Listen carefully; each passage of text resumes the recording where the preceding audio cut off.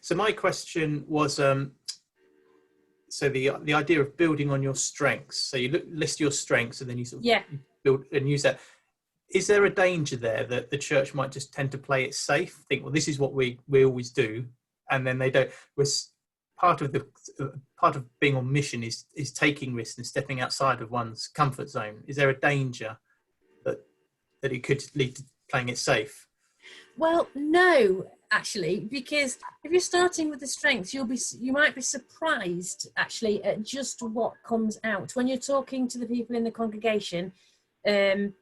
Say, let's just take those for example. The people will have different ideas about what the church is strong about, and some for many actually, it's not the worship that comes at the top. It's the companionship that comes at the top. And you think it'd be worship or prayer, but it often isn't. And the companionship that comes from Christian fellowship. But then when you're asking people to come up with ideas and based on those strengths, the idea is that if you have ideas that are based on the strengths, they are more likely to survive and more likely to work. But they can have as many different wacky and wonderful ideas as they want.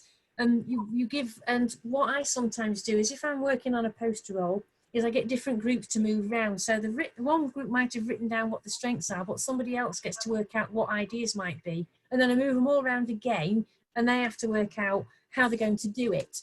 And it just helps keep the dynamic a little bit.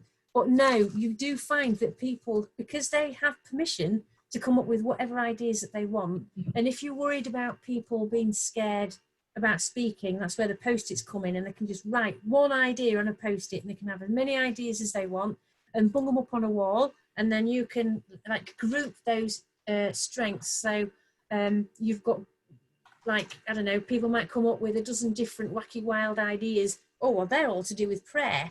And then there might be a load of wild ideas about chaplaincy or reaching out to the community, and bunch those together, and that's a particular strength that you will work on. But you've got all these different ideas, and people, when they're given permission and they're not worried about what anyone else might think, they come up with all sorts of stuff. So no, I've never yet come across the church that has played it completely safe.